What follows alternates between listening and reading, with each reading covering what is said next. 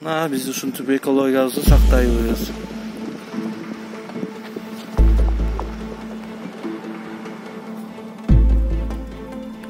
Ушинтип мусорлар келет.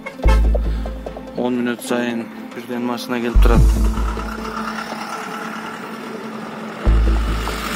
500 метрден кийин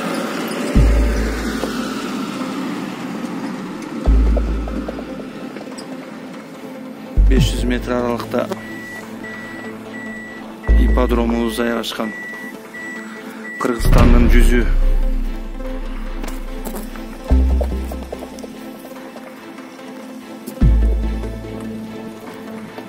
Ошо Кыргызстандын жүзүн сактай албагандайын биздин чиновниктер бөлөк жерде кантип сакташат билбейт экен.